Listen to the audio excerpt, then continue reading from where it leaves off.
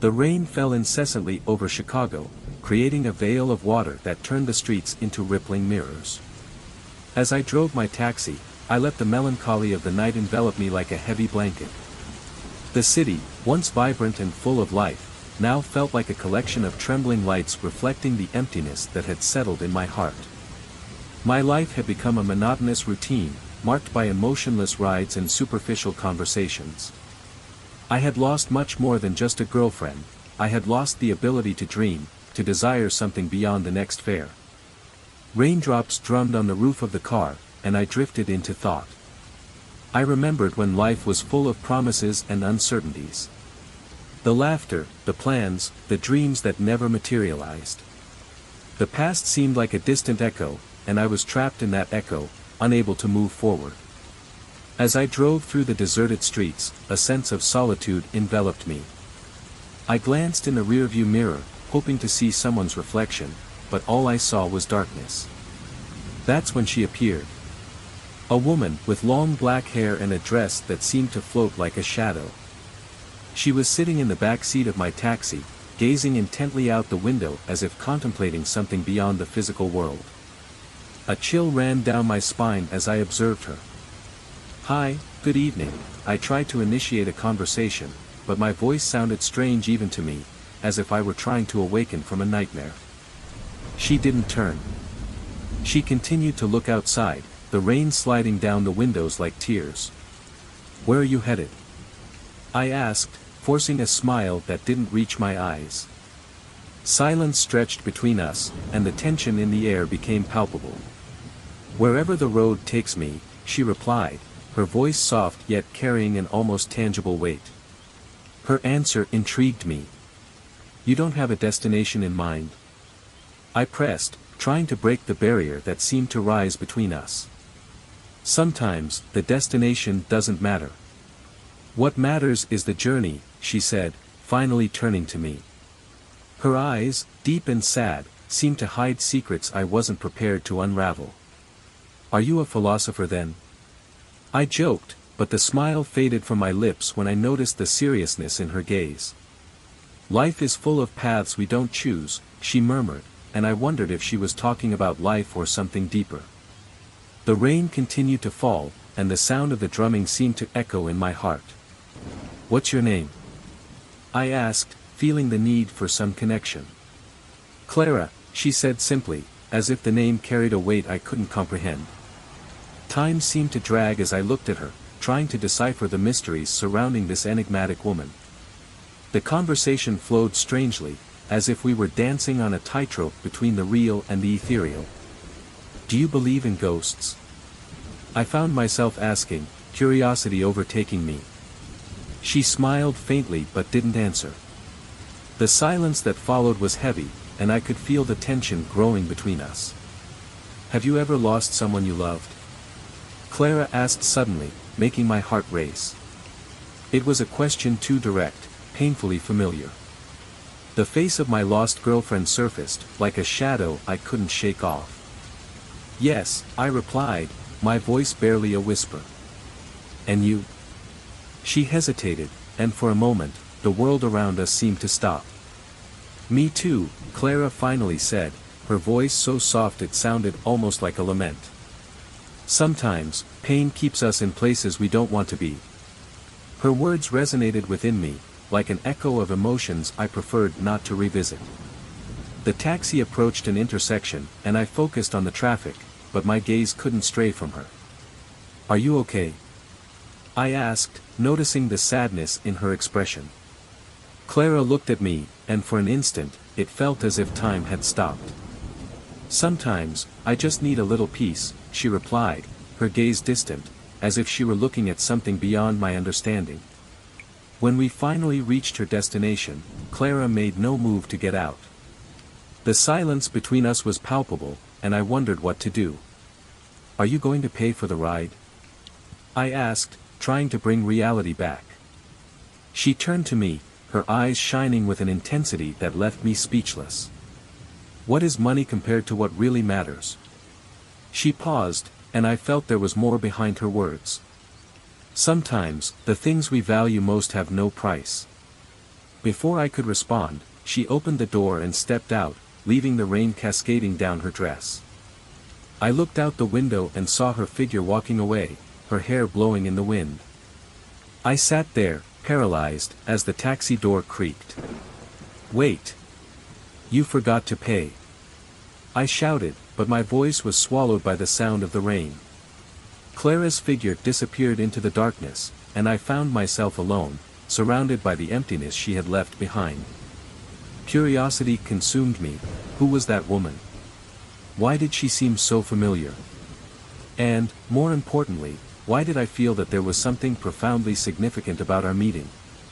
It was as if she had left a mark on me, a mystery that needed to be unraveled. I drove through the wet streets, my heart racing. My mind boiled with unanswered questions. I glanced at the back seat, where Clara had been, and saw something that made me stop the car. A broken bracelet lay on the seat. I reached for it and examined it. It was a simple bracelet, but there was something special about it, as if it carried an untold story. "Who are you, Clara?" I murmured to myself as the mystery deepened. The rain continued to pour, but now there was a new purpose within me. I needed to discover more about that woman and what she meant to me. What had begun as an ordinary ride had transformed into a quest for answers, and I was determined to follow the trail she had left behind. ####. Sometimes, things aren't what they seem, she murmured, and I couldn't tell if she was talking about herself or life in a broader sense. I wanted more answers, more connection, but all I received was her evasiveness. "We're almost there," I said, trying to change the subject. "What's your name, if you don't mind sharing?" She turned her head slowly, and a faint smile appeared on her lips. "Clara," she replied, and the simplicity of the name seemed to carry an immense weight. Soon we arrived at my destination. Clara turned to me, and in an unexpected move, she opened the door and got out of the car. "Wait! Aren't you going to pay?" I shouted, but she was already walking away, as if she had vanished into the rainy night.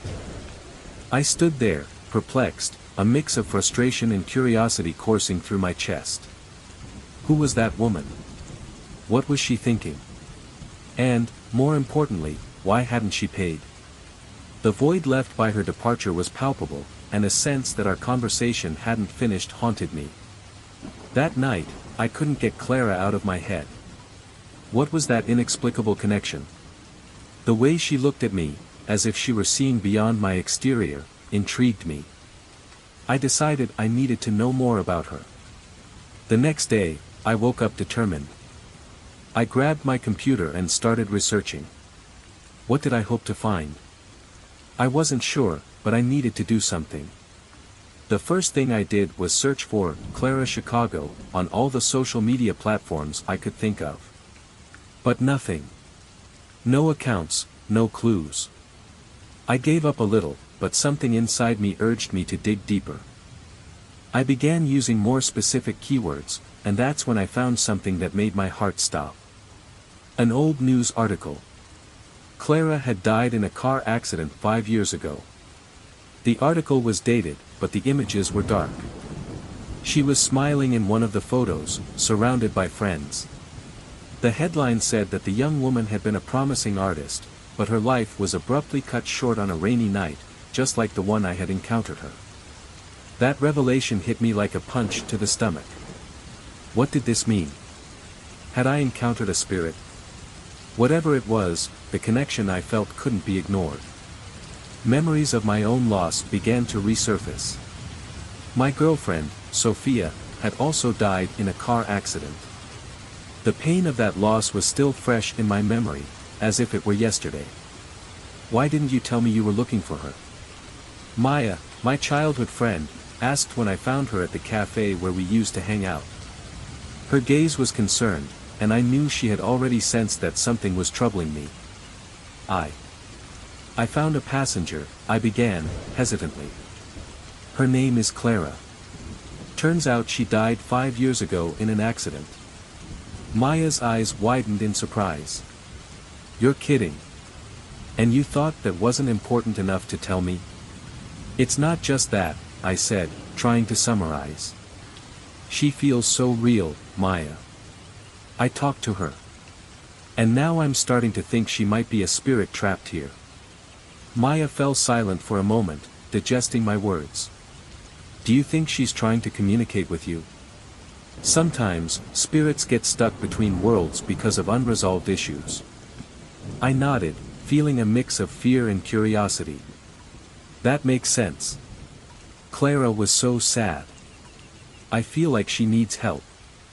But how can I help someone who's already gone?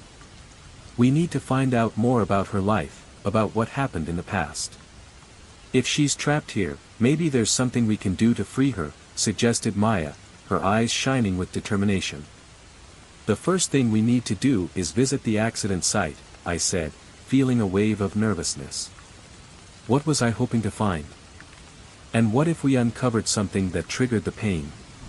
But the need to understand pushed me forward. The next morning, we headed to the location.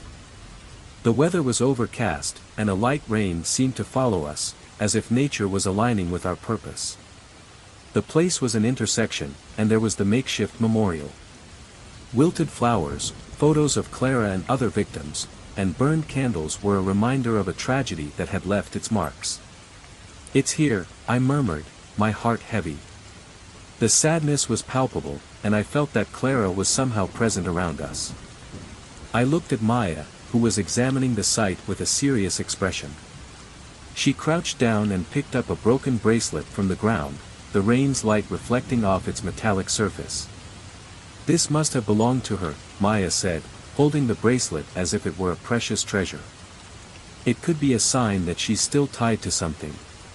A promise, I said, a sudden thought crossing my mind.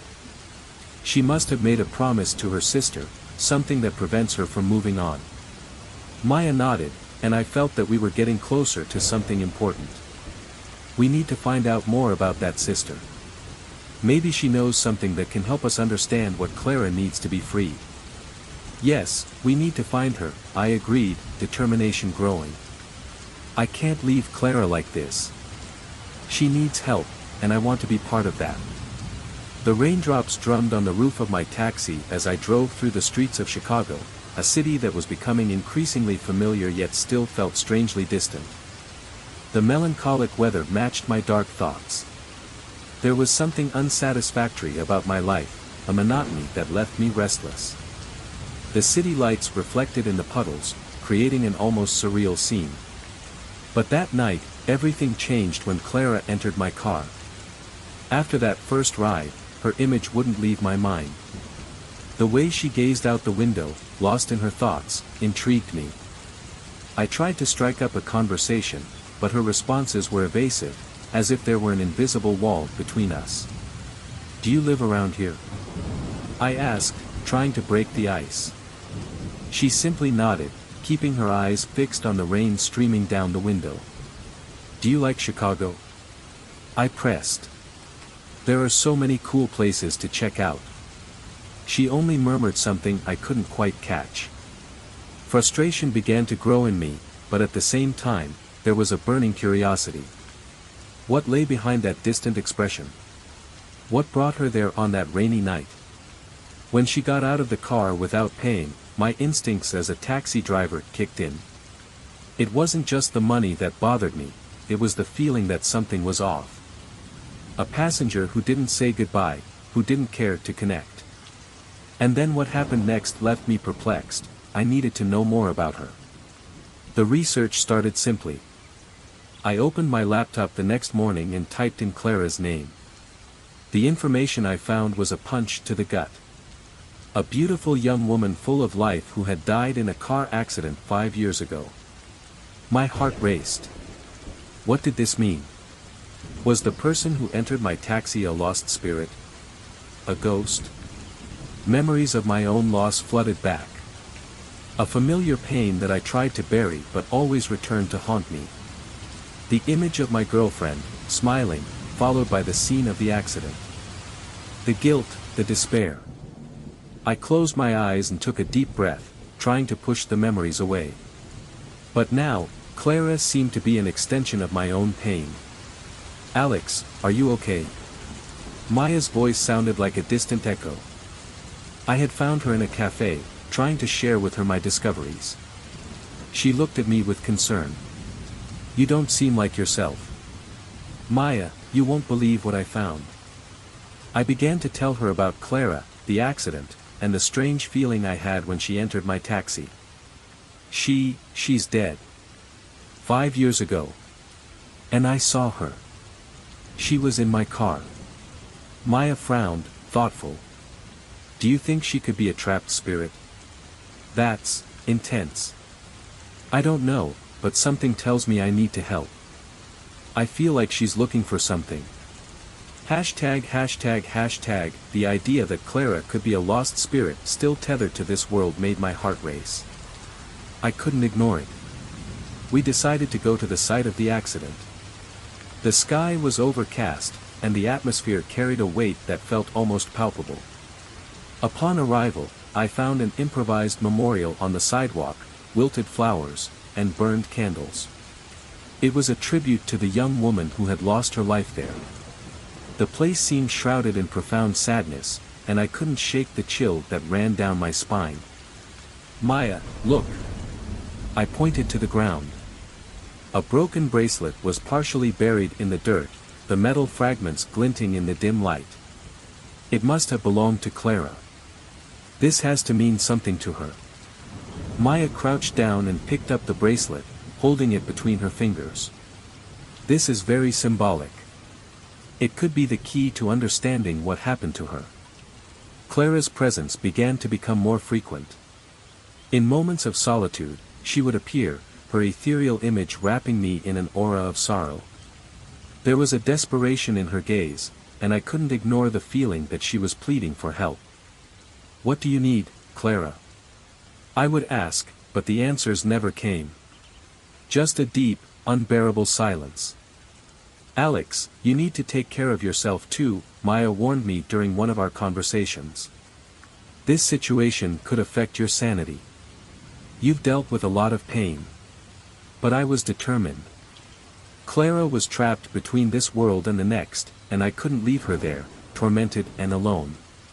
In one of my visions, I realized she was searching for something, not just the bracelet, but something deeper, a connection with her sister. I needed to help her find that. One night, while driving through the quiet streets of the city, Clara appeared again in the back seat of my taxi. Her expression was more anguished than ever. Why are you sad, Clara? I asked, feeling my heart tighten. She looked at me with her sorrowful eyes, and her voice sounded like a whisper.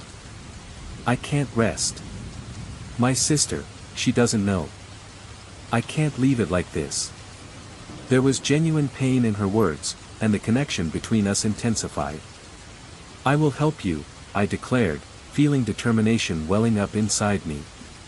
Let's find your sister and resolve this. From that moment on, my mission was clear. I needed to find this sister and help her understand the pain and guilt that bound her to the past. The weight of the responsibility was overwhelming, but the thought of Clara finally finding peace drove me. The next morning, I contacted Maya again. We need to find Clara's sister. She's somewhere in this city, and I feel she needs us. Maya hesitated, but soon agreed. Let's search. It might be the only way to help both of them. The search began. I visited every place that could have a connection. Social media, support groups, even asking acquaintances. Finally, after days of searching, we found Clara's sister's name. The address was just a few blocks from where I usually drove. When I arrived at the house, my mind was racing with nerves. What would I say to her? How could I explain that her sister was trapped between worlds? I knocked on the door, my heart pounding. A weary-looking woman opened the door. Her eyes held a glimmer of pain that reflected the loss of a loved one. Hi, I'm Alex. I'm a taxi driver, and I needed to talk to you about Clara. Her expression changed immediately, and I knew I had touched a deep wound. Clara, you know her. Her voice was barely above a whisper, filled with emotion. I've seen her. She needs you. She's trapped, and I feel like you can help her find peace. The woman looked at me, confused and scared. How do you know this? Clara, she can't be trapped. She's gone. The pain in her voice hit me like a wave. I know, but she's still here, and she's suffering. You need to understand what happened. She doesn't blame you. You need to face her. The conversation was intense, filled with pain and revelations. Clara's sister began to open up about her own hurt and guilt. Meanwhile, I felt Clara's presence stronger than ever.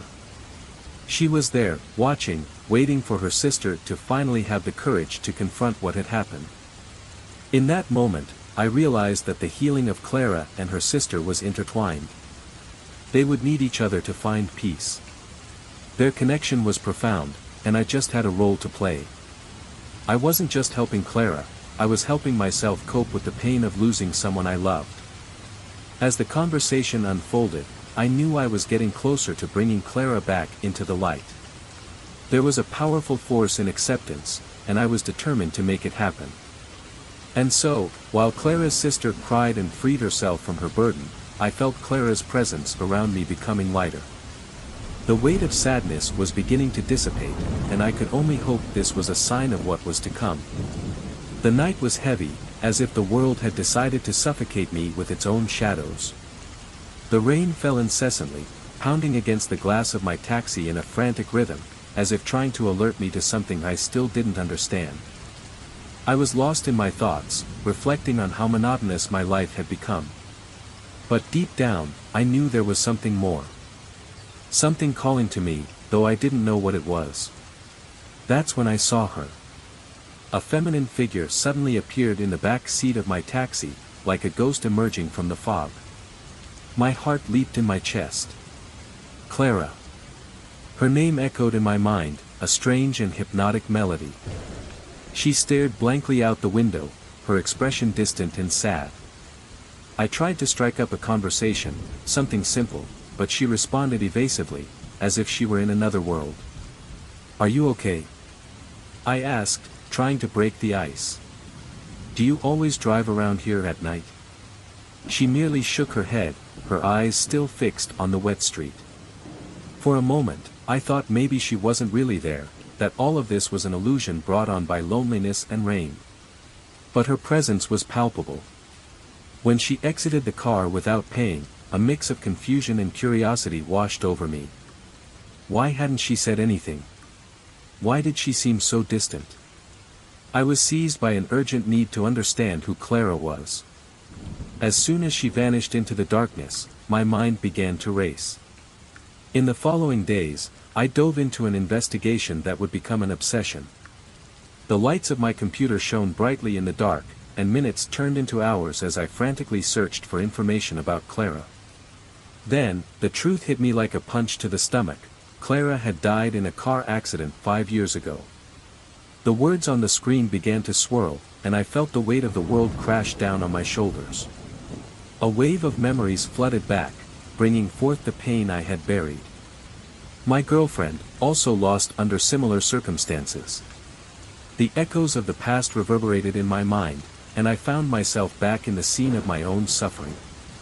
I decided to seek out Maya, the only friend I knew who could understand what I was going through. She had always been the voice of reason in my life. I found her in a cozy cafe, and as soon as I saw her, the need to vent became uncontrollable. Maya, you won't believe what happened, I began, the words tumbling out in a whirlwind. That woman I picked up in the taxi. Clara. She's dead. Maya looked at me with an expression of concern. What do you mean by that? She tilted her head, trying to grasp the situation. I researched it. She died in an accident, and I don't know what this means. But I feel like she's calling me. I need to understand. Maya sighed, her eyes reflecting a mix of empathy and curiosity. Alex, this is serious.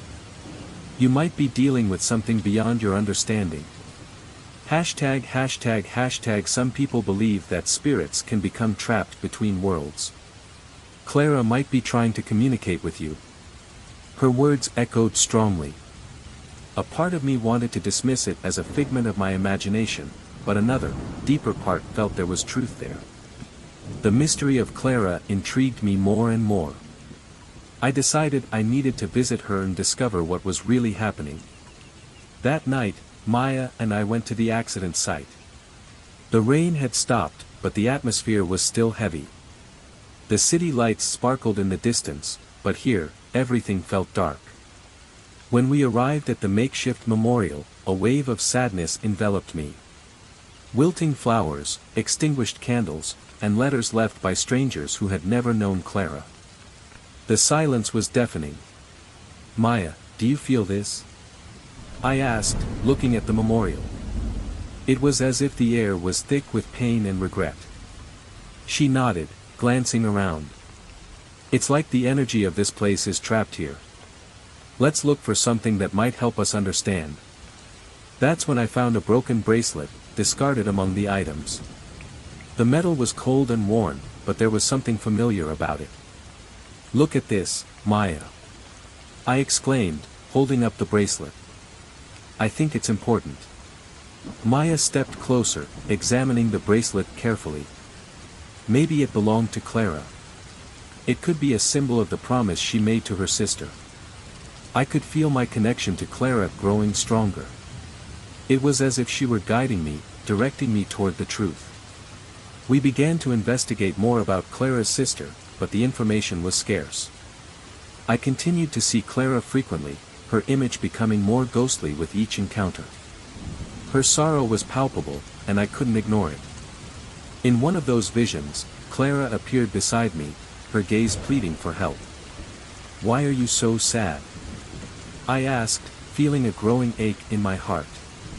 "What do you need?" She looked out the window, lost in her thoughts, but when she turned to face me, something shifted.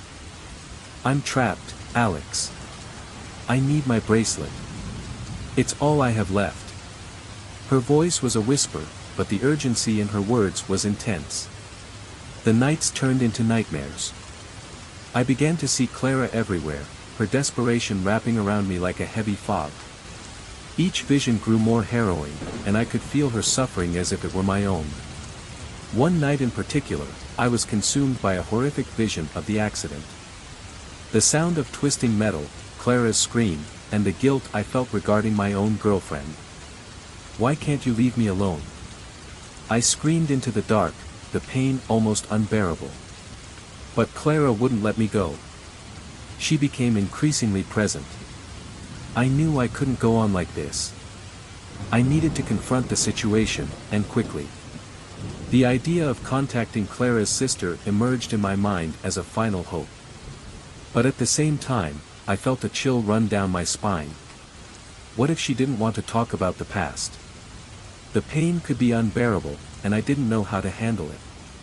The next day, I met with Maya again. "We need to do something before this gets worse. I think we should try to contact Clara's sister," I suggested, my voice trembling. Maya hesitated. "What if she doesn't want to talk? The pain might be too much for her." "I know, but what else can we do? Clara needs help. And so do I." The need to unravel the mystery became increasingly urgent. We decided to go to Clara's sister's house. When we arrived, the air was thick with tension. The house seemed abandoned, as if time had stopped since the tragedy. We knocked on the door, and a weary-looking woman opened it. Her eyes were swollen and red, as if she hadn't slept in days. "Sorry to bother you, but we need to talk about Clara," I began, trying to be gentle. The sister hesitated, her eyes narrowing. "What do you want?" The distrust was palpable. "I'm a taxi driver. I picked up Clara in my cab. And now I feel like she needs help," I explained, feeling a lump forming in my throat. The woman looked at us, and a shadow of pain crossed her face. "Clara is dead. There's nothing you can do. But she's trapped, and I can feel her pain. We need to understand what happened. You can help us," I pleaded, the urgency in my voice rising. She shook her head, almost refusing to accept reality. No. I don't want to talk about it. I've lived with this guilt for too long. Many people carry guilt after a tragedy. But you can't run from the past forever. Clara needs you to face it. You need to face it, Maya intervened, her voice firm yet gentle. The woman seemed broken. You don't understand. I could have done something to stop it.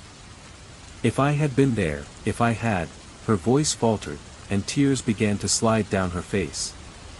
I wanted to comfort her, but the words felt inadequate. Guilt won't bring Clara back, but facing it might help her find peace. Clara is still here, and she needs you to forgive her. Clara's sister looked at us, the internal struggle evident in her gaze. The weight of her pain kept her shackled, and I could feel the tension in the air.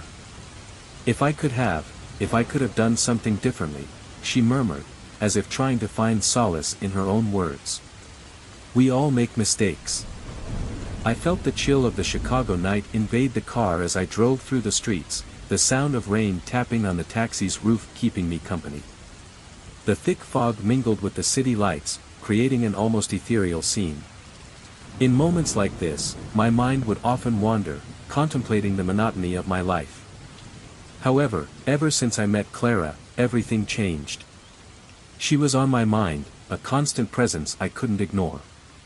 Her figure haunted me, with her sad eyes and that distant gaze that seemed to look through the glass towards something far beyond what was before her. That night, as I drove, a shiver ran down my spine. It was as if Clara were somehow there, watching me, even when she wasn't physically present. I couldn't comprehend the depth of that connection, but there was something about her that called to me, making me want to uncover more. What was the mystery surrounding her? What was keeping her tethered to this world? That morning, I woke up resolved to understand what was happening. My computer became my ally. I researched Clara, typing her name into the search bar, my heart racing with each click. I was inundated with a series of old news articles reporting the accident. A fatal crash, a mangled car, a spirit that now seemed to wander the streets of Chicago. Clara's gaze fixed on me, a window into a lost soul, and I was the only one who could help her. 5 years since Clara died, I murmured to myself, as the words on the screen began to blend with my memories. I recalled my own loss, the pain I had kept silent. The image of my girlfriend, smiling and full of life, wouldn't leave my mind. The guilt and sadness I had felt mirrored what Clara seemed to carry. What could I do to help her? How could this inexplicable connection be more than just a mere twist of fate? I went to Maya, my childhood friend. I always believed she had a special touch, a sensitivity that made her more connected to the spiritual world. When I shared with her what I discovered about Clara, her eyes lit up with a mix of concern and curiosity. Alex, you know there are things we can't see, but are always around us. Clara may be a spirit trapped between worlds. You need to be careful, Maya said, her voice grave piercing through the fog of uncertainty that enveloped me. But what can I do? I can't just ignore this, Maya. I feel she needs me, I replied, feeling the urgency of the situation. Then we should go to the accident site. Maybe we can understand more, she suggested, a spark of determination in her eyes.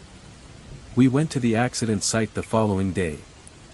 The sun was hidden behind ominous clouds, almost as if the weather was mirroring my state of mind.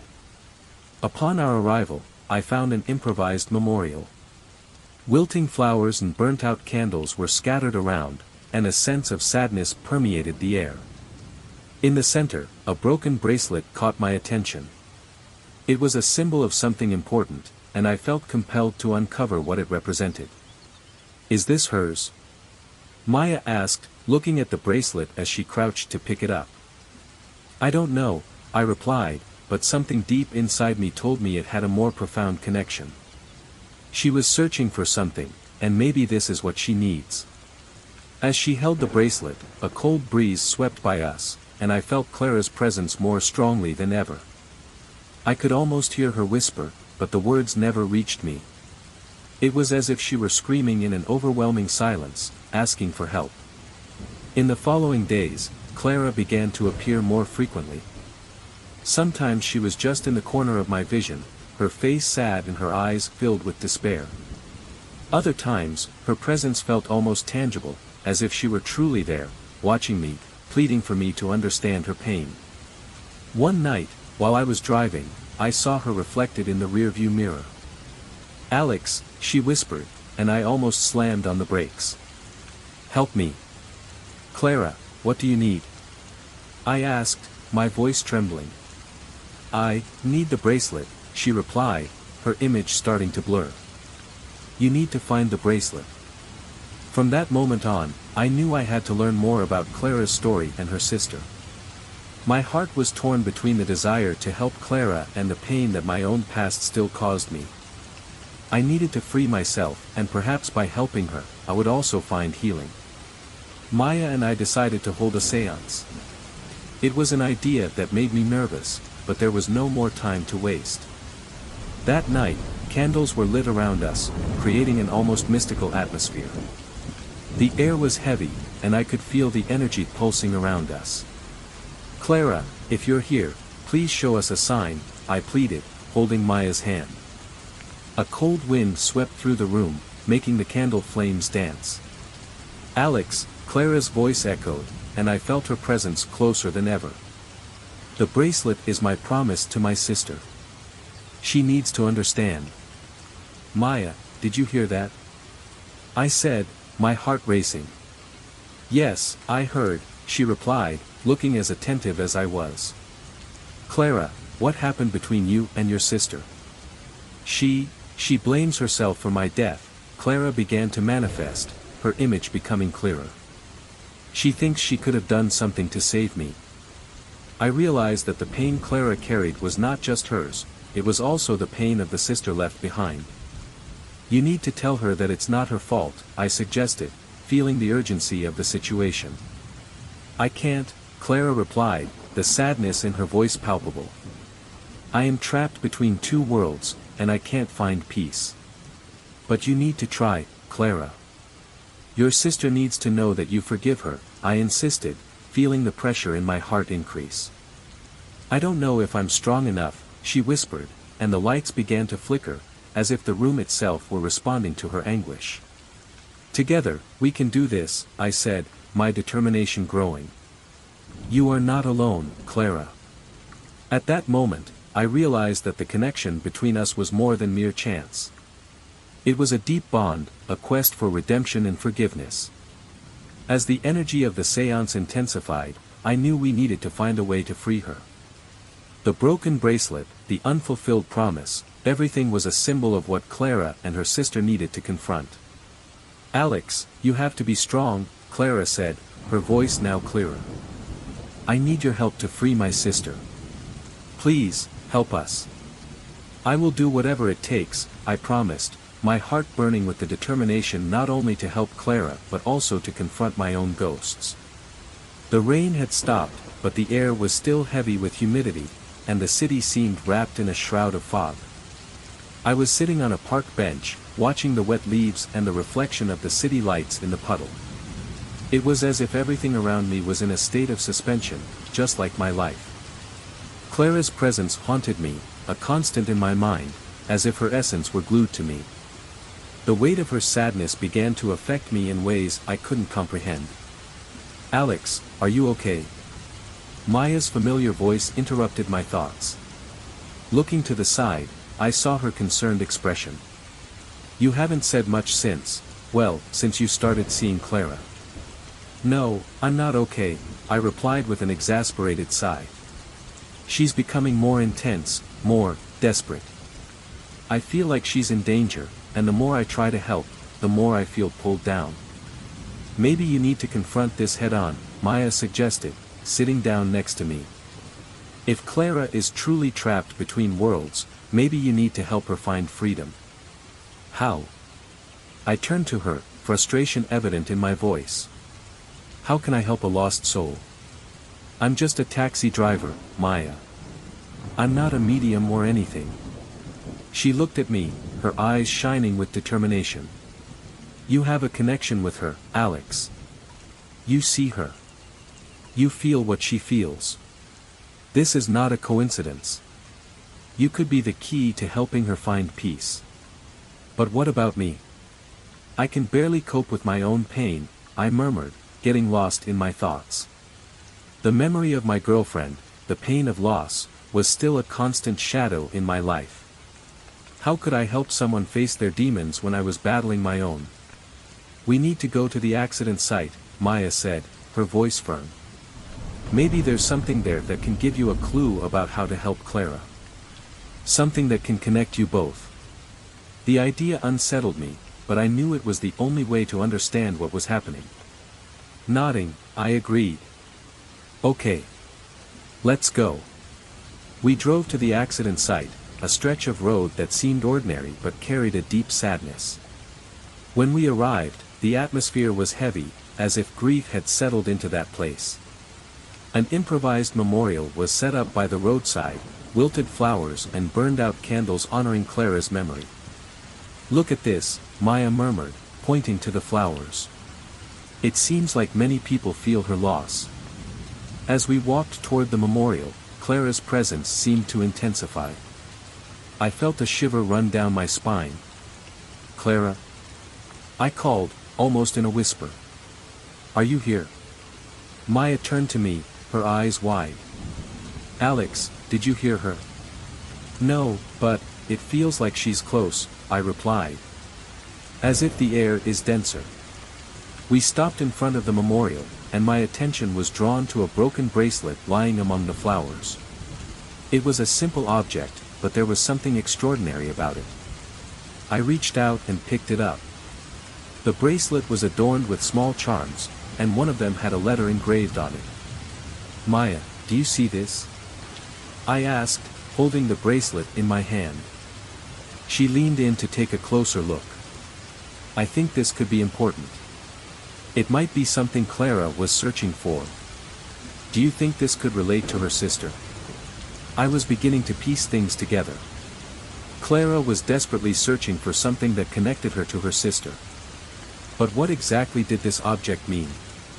That's possible, Maya said, looking at me with a worried expression. We need to find out what this bracelet represents.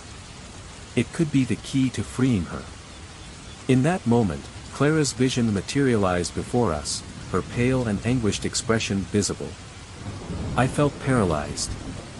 Clara. I called, trying to get closer. Are you here?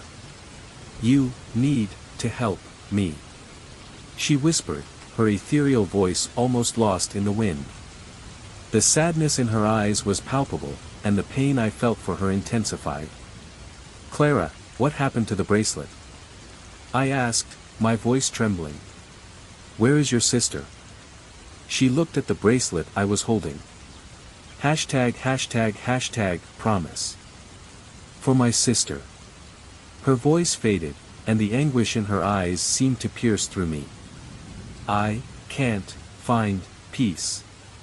Maya and I exchanged worried glances. Clara, we need to know more, she said, her voice filled with compassion. Can you tell us what happened? What does this bracelet mean? I promised that I would never leave her.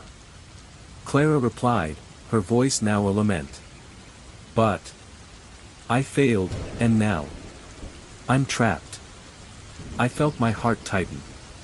Clara's pain resonated within me, and the memory of my own loss began to intertwine with hers. You're not alone, Clara. We'll help you find your sister, I promised, determined. She doesn't want to remember. Clara said, her image beginning to fade. But if you find her, maybe I can rest. Clara, please don't go. I implored, reaching out as if I could hold her. But she disappeared, leaving only an echo of her presence. She's fading, Maya said, concern etched on her face. We need to act quickly, Alex. We have to find her sister. I knew time was running out. The bracelet in my hand felt like a symbol of hope, but also of despair. What could I do to help Clara? How could I bridge the two sides, giving her and her sister a chance to reconnect? Let's search for Clara's sister, I said, determination overtaking me. She needs to know what happened. We need to help her confront her pain and guilt. Maya nodded, and together we left the scene of the accident. The city of Chicago was alive around us, but I felt like a stranger, as if I were walking through a parallel reality. The weight of Clara's presence lingered with me, like a shadow that wouldn't let go. As we drove toward Clara's sister's house, anxiety grew within me. I was about to confront someone else's pain, and I didn't know if I had the strength for it. But I knew I couldn't give up. Clara deserved to find peace, just like I did. Alex, are you ready for this? Maya asked, breaking the tense silence. I don't know, I replied honestly. But I can't let Clara suffer anymore. If there's a chance to help her, I have to try. The road felt endless, and with each turn, the weight of responsibility grew heavier. I wasn't just a taxi driver anymore, I was a mediator between two worlds, a voice of pain and hope. And as I drove, Clara's image hovered over me, a constant reminder that life and death were more intertwined than I could ever imagine. The atmosphere was heavy when I met with Maya that night. The city of Chicago, usually pulsating with life, seemed shrouded in a thick fog. The lights of the buildings reflected off the rain streaming down the windows, creating a dark and oppressive environment. I knew Clara was near, and that kept me in a state of constant anxiety. The connection I had developed with her was undeniable, but the intensity of her pain was beginning to consume me. Alex, are you okay? Maya asked, her voice sounding like a whisper in the silence of the room. She was sitting across from me, her worried eyes fixed on mine. You seem different. It's Clara, I replied, trying to explain what was happening. She's becoming more aggressive, more desperate. I feel like I'm losing control. Maya shook her head, as if trying to absorb the gravity of the situation. We need to find a way to help. She can't go on like this. It's not safe for you. I knew she was right. Every time Clara appeared, I felt a wave of sadness and despair that dragged me into a dark place. I can't just ignore her, Maya. She needs me. And in a way, I need her too. Maya's expression softened. Then we need to come up with a plan. We can't let Clara sink deeper into despair. We have to face her head-on, understand what she truly wants. I agreed, but the thought of confronting Clara made me anxious. What would happen if she became even more aggressive? What if I couldn't handle the situation? But this was what I needed to do. I couldn't just avoid what was happening. The night wore on, and we decided to hold a séance. It would be risky, but it might be the only way to communicate directly with Clara and understand her intentions. Maya prepared the environment, lighting candles and placing a crystal in the center of the table, an object we believed could help channel the energies. Once everything was ready, I looked at Maya, who encouraged me with a smile that tried to mask her own apprehension. Let's do this, Maya said, holding my hands. We're in this together. Yes, together, I replied, taking a final breath of courage. Clara, if you're here, please manifest yourself. The silence was profound. The air felt dense, as if the room itself was holding its breath. I closed my eyes and concentrated. The first thing I felt was a chill running down my spine, and then a familiar presence began to form around us. It was Clara, and the sensation of her approach brought a mix of relief and fear. Alex, her voice sounded like a distant echo, but clear enough for me to recognize. You're here. Yes, Clara, I replied, trying to stay steady. We're here to help you. What do you need from us? She hesitated, and I could feel her pain overflowing. I can't rest. My sister, she's lost in her guilt.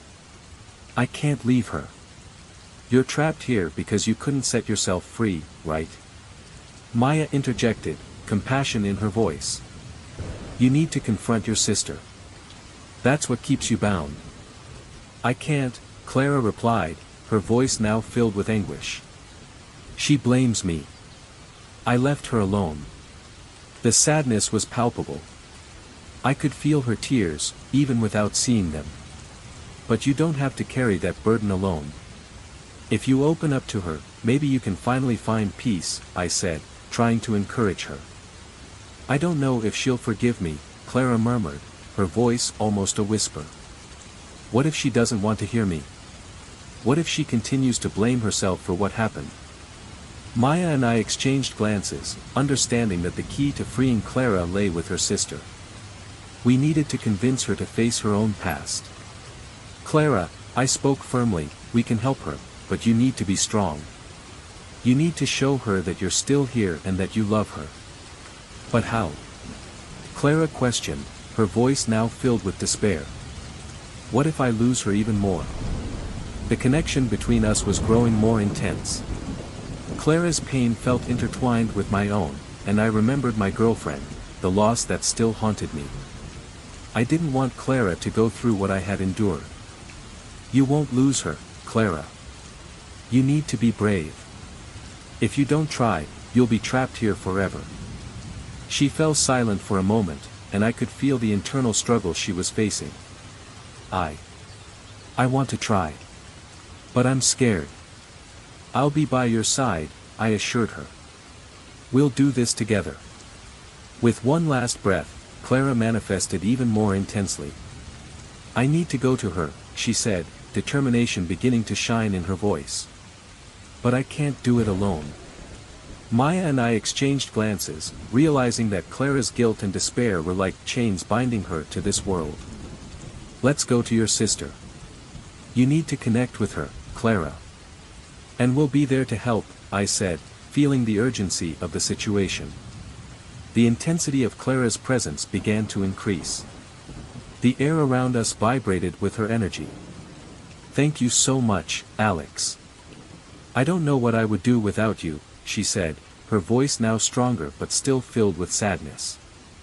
You don't need to thank us, I replied, trying to be strong for both of us. We're here for this. Then, darkness began to close in. It was as if a shadow was forming around us, a negative energy that seemed to want to consume us. It was as if the forces holding Clara back were manifesting, trying to prevent her from moving forward. Alex, watch out. Hashtag, Maya shouted, her voice cutting through the tension in the room. Feel the energy. We need to protect ourselves. A chill ran down my spine, and the darkness seemed to want to pull me down. Clara, you need to fight. I shouted, trying to keep her steady. Don't let this control you. I won't let this control me. Clara replied, her voice now filled with determination. I'm going to find my sister. The dark presence seemed to hesitate, as if it were struggling against Clara's strength.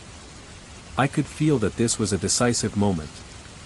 You can do it, Clara. Remember the love you have for her. That's what sets you free. With that, the darkness began to recede, as if it were being repelled by the light emanating from Clara. The energy around us started to shift, and I realized that Clara was regaining her power. The room, once heavy and oppressive, now vibrated with a new hope. I'm going to find her and talk to her, Clara declared, her voice growing stronger. I won't let my pain consume her. I'll show her that I'm still here. That's right, Clara, I encouraged her, feeling that we were on the right path.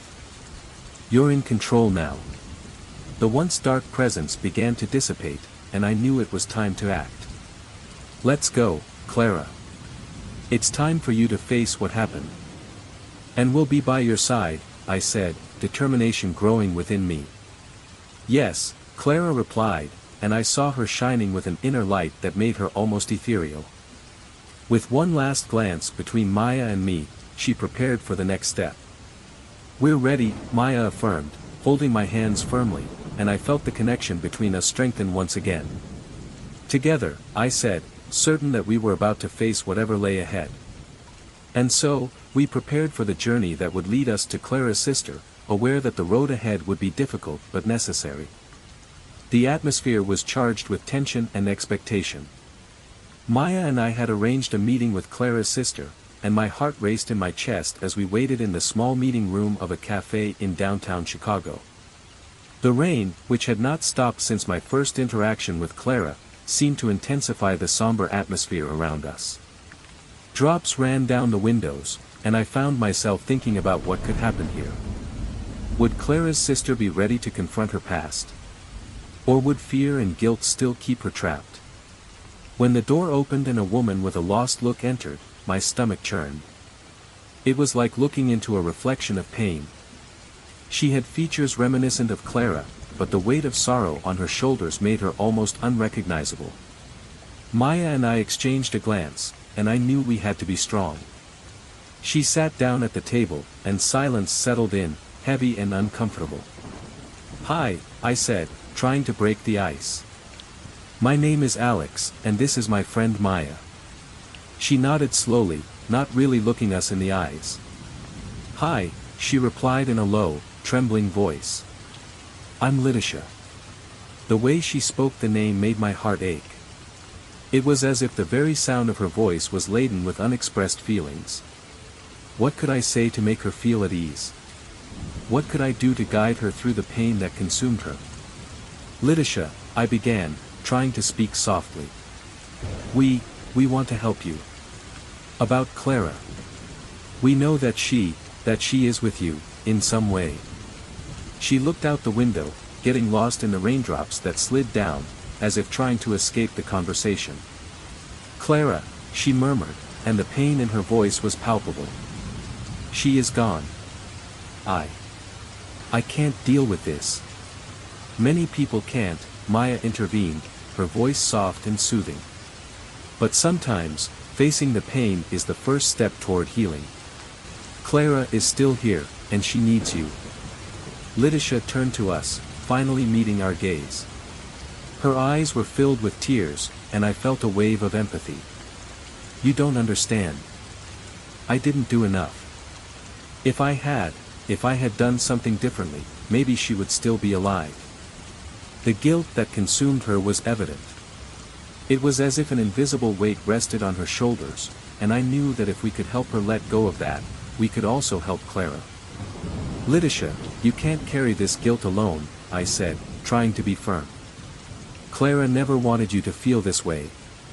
"You don't know what I did," she replied, her voice trembling. I was with her that day. I should have done something, but I couldn't." The room was enveloped in a heavy silence. The air was so dense it felt hard to breathe. I looked at Maya, who was clearly determined to help Lidisha. "Maybe it's time for you to share what happened," Maya suggested gently. "Talking about it can help." Lidisha hesitated, but finally began to speak, each word coming out with difficulty. "We were coming back from a party. Clara was so happy, full of life. I was distracted, checking messages on my phone. The car crashed, and everything happened so fast. I couldn't do anything." She covered her face with her hands, and I could see her body shaking as sobs overwhelmed her. "Lidisha," I said gently, "you can't blame yourself for what happened. Accidents happen, and you weren't alone. Clara knew that. She always loved you." The words seemed to have an effect. Lidisha stopped crying, and her eyes filled with confusion. "Love? How can I love someone who is gone? How can I love someone who couldn't be saved? Love is recognizing the pain and still keeping the memory of the person alive," Maya explained. "Clara doesn't want you to suffer like this. She wants you to live, to find a way to move forward. And if you can do that, she will also find peace."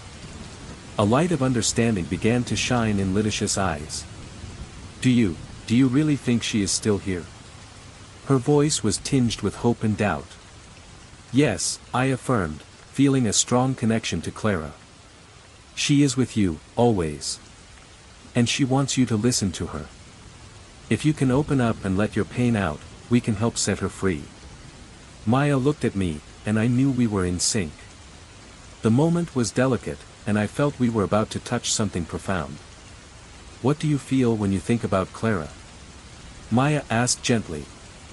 I miss her, Lidisha replied, her voice firmer now. But I also feel anger. Anger at myself for not doing anything.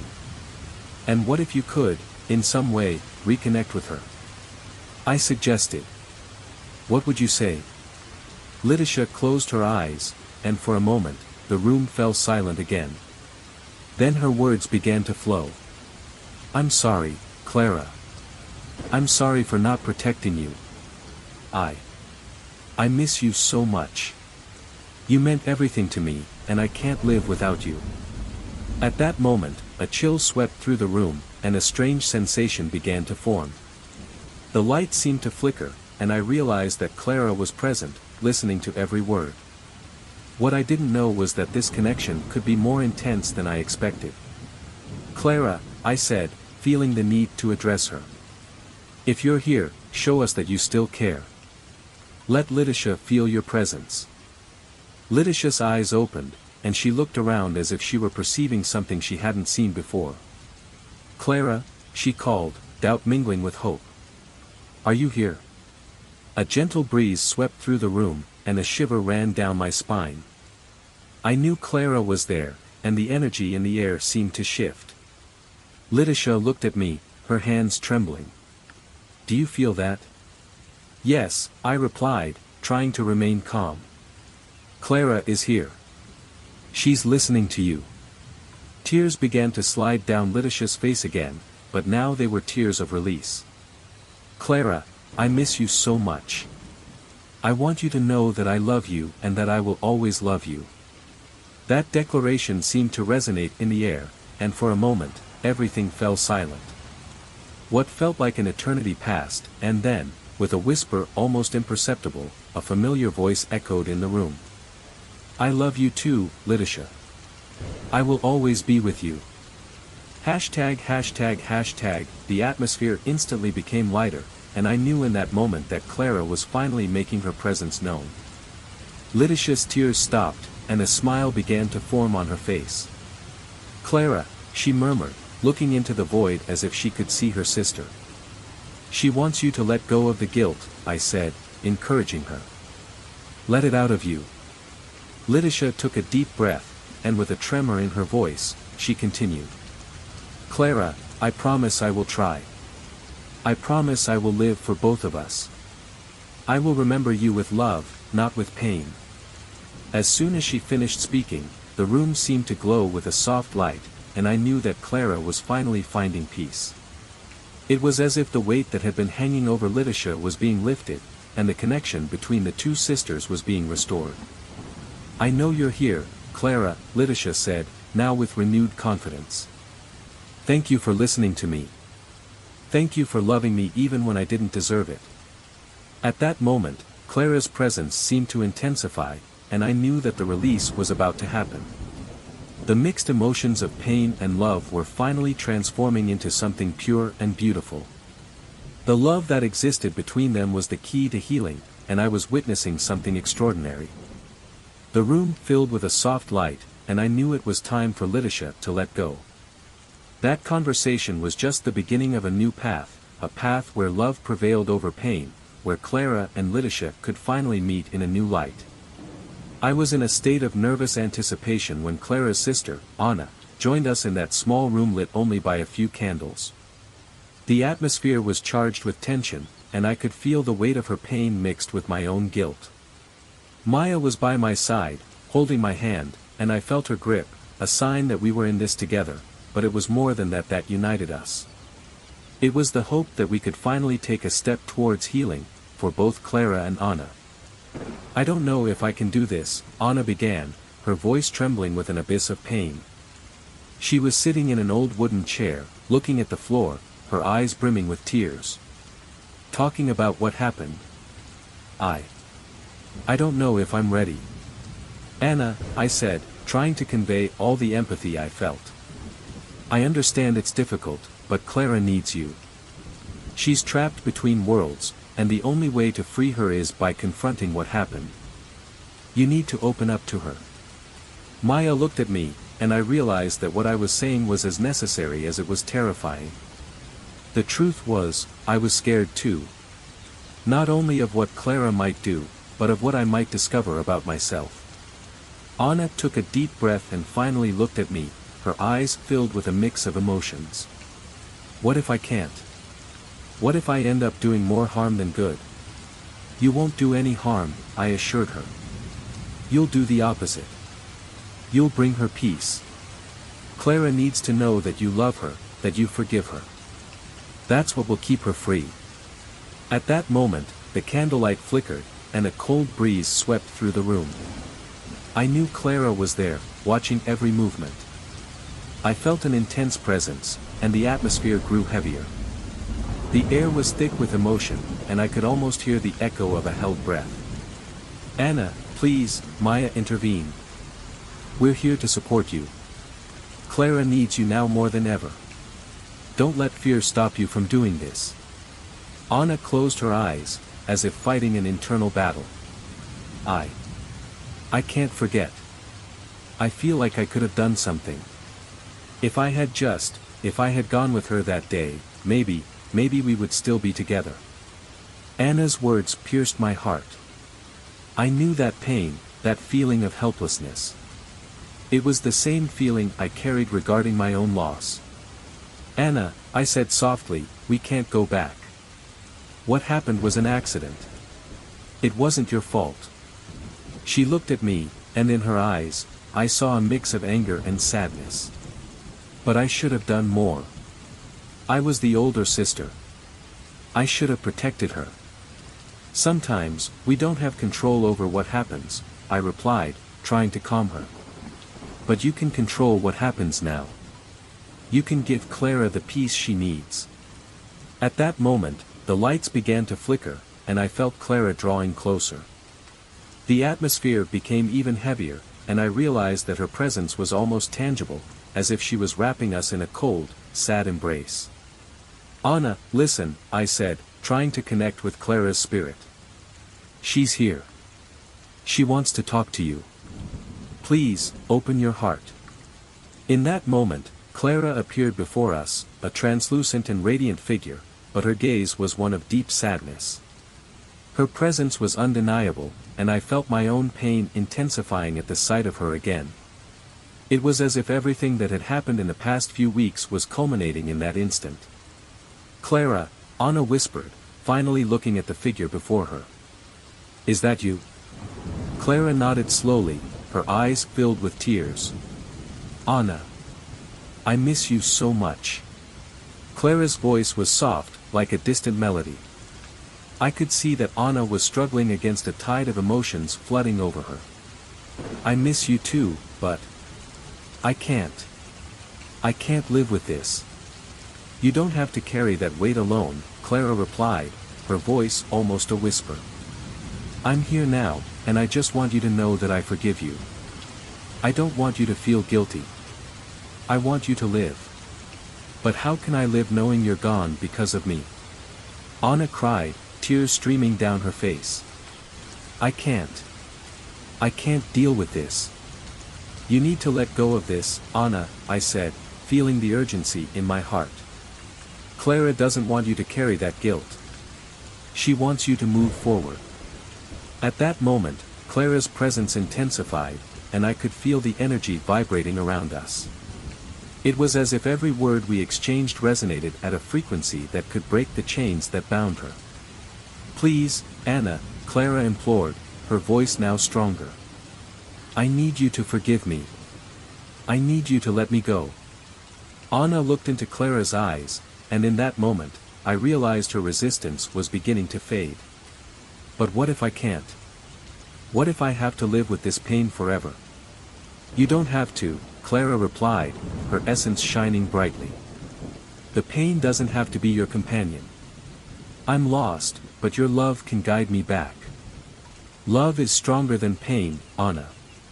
It always has been. The atmosphere around us seemed to shift, and a sense of hope began to form. I knew we were close to a turning point. Anna, you can show Clara that you love her, that you forgive her. That's all she needs. I love you, Clara, Anna finally said, her voice low but full of sincerity. I've always loved you. And I'm so sorry. I'm so sorry for not being there. Clara's expression softened, and a sad smile formed on her face. I know, Anna. And I love you too. I'll always love you. You are my sister. And I want you to live. I want you to find happiness again. At that moment, Anna stood up, and I saw a new determination arise within her. She approached Clara and, with trembling hands, held out the broken bracelet she had brought. I want you to have this back. I want you to know you're free. With a careful gesture, Anna placed the broken bracelet in Clara's hand. The environment around us seemed to shine with a soft and warm light, and I felt a wave of energy flowing through the space. Clara looked at the bracelet, and I saw tears of happiness in her eyes. Thank you, Anna. That means the world to me. Now I can go. Now I can have peace. I feel like a weight has been lifted off me, Anna said, her words full of relief. I don't know how to thank you. You've already done it, Clara replied, her voice now lighter. You've given me the freedom I needed. Now, I can move on, and so can you. Hashtag, and then, with one last look filled with love, Clara began to slowly fade away, like a gentle breeze dissipating at dawn. I love you all, she whispered, and her presence faded until all that remained was a soft glow that disappeared into the darkness. I turned to Anna, who was in shock, but there was a new light in her eyes. You did this, I said, feeling a wave of empathy and pride. You freed your sister. She shook her head, tears still streaming down her face, but now they were tears of relief. I never thought I could. You had courage, I replied. And now you can begin to heal. In that moment, I felt a weight lifted from my shoulders as well. It was as if the pain of my own loss was being healed, as if the love that Clara and Anna shared could extend to me too. The silence in the room was deafening, yet filled with a peace I had never felt before. I knew Anna's journey was just beginning, but the first step had been taken. And I had found a new purpose through her and Clara. When I finally said goodbye to Clara, a mix of relief and sadness washed over me. The image of her fading in the soft light of dawn was still fresh in my mind. She had found the peace she had long sought, but I felt as if I had lost something too. That weight in my heart, which seemed to have accompanied me for so long, was dissipating, but I didn't know where it would lead me. I got into my taxi, and the rain that had been pouring incessantly now seemed to have given a reprieve. The streets of Chicago, with their bright lights and the distant sound of traffic, were a stark contrast to the internal storm I had faced. I put the key in the ignition, and as the engine started to purr softly, a sense of freedom began to seep into me. I was ready to leave the past behind, but a part of me still wondered if I had truly closed that chapter of my life. As I drove, my gaze drifted to the wallet I had forgotten on the passenger seat. I opened it automatically, and my eyes landed on several photos. One of them, yellowed with age, made me stop for a moment. It was an old picture of Clara and her sister embracing, wide and sincere smiles on their faces. I couldn't look away. But then something caught my attention. The expression on Clara's face, the way she looked at the camera, felt so familiar. A wave of recognition washed over me. It can't be. I murmured to myself, my hands trembling slightly. I leaned closer to the photo, analyzing every detail. Clara's features, her eyes, her hair. It was as if I were looking into a distorted mirror, a version of someone I had known, someone I had loved. No, this can't be true. The voice inside me echoed, filled with disbelief. But the reality began to form like a clear image on a foggy screen. Clara wasn't just a passenger, she was the sister I had lost. A chill ran down my spine, and the connection between us became clearer than ever. I had been chasing a lost spirit, but in truth, I was trying to save a part of myself. This isn't possible. I whispered again, as the memory of my girlfriend faded in my mind. The accident that took everything from me surged back with overwhelming force. The memories of that fateful night, the car flipping, the deafening silence after the impact, all blended with the image of Clara and her sister. The past became a labyrinth of pain and regret that I thought I had left behind. Alex? Maya's voice echoed in my mind, bringing a wave of memories of our moments together, of our conversations about the beyond and the unknown. She was the only one who knew what I had lost, the only one who had been by my side during my journey of grief. You need to talk to her, I remembered her saying. And now, more than ever, I knew I needed to understand this connection. Accelerating the car, I headed toward Clara's house. My heart raced, not just from the urgency to understand, but also from the fear of what I might find. What would I say to Clara's sister? How could I explain that I had become a channel between worlds, that her pain was intertwined with mine? When I arrived at her house, night had already fallen, and the dim lighting made the atmosphere even more melancholic.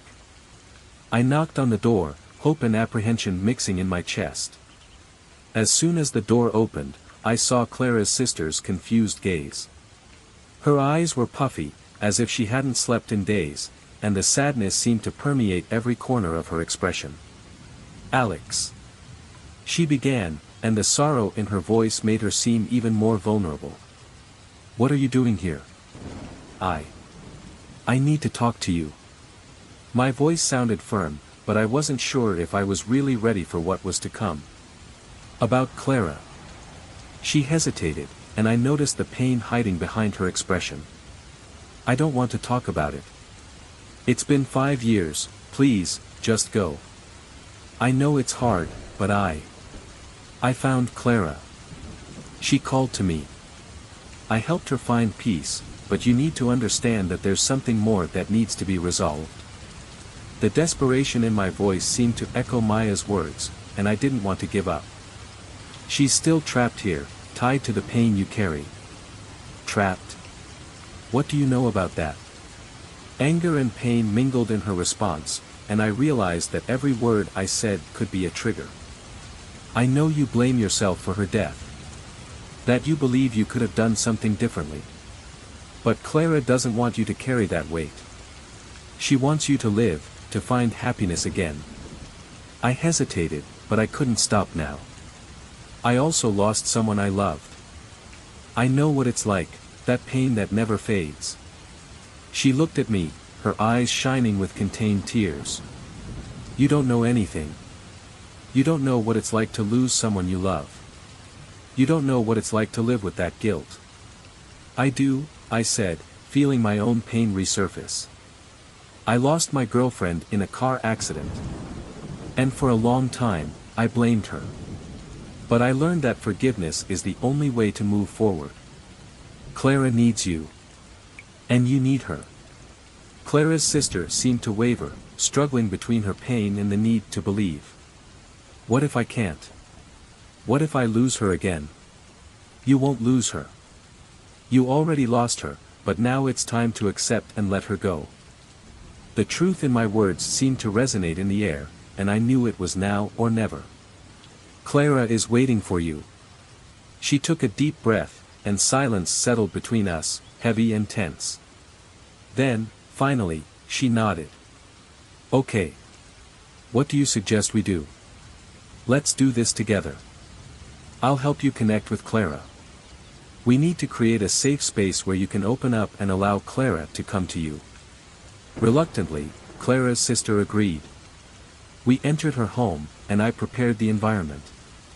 The dim light of the candles danced on the walls, creating an atmosphere that felt both inviting and terrifying. What was about to happen could change everything. I concentrated, trying to invoke Clara's presence. Let's focus on her energy, on her essence. Clara, if you are here, show us a sign. Give us a sign that you are listening to us, I said, holding Clara's sister's hand, which trembled beside me. And then, the temperature in the room began to change. A gentle breeze swept through the space, and I felt her presence.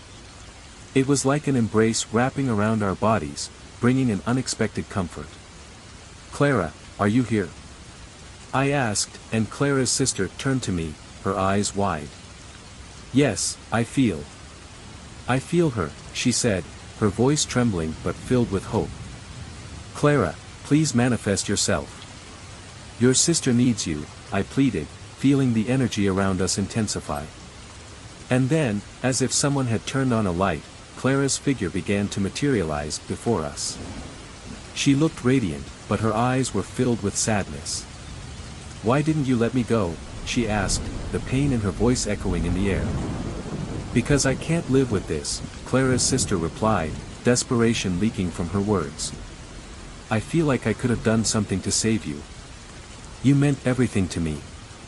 Clara looked at her with tenderness, and her voice softened. "You are not to blame. I chose to go, and you need to understand that the love we share never disappears. I will always be with you, but you need to live your life. I don't want you to carry this pain."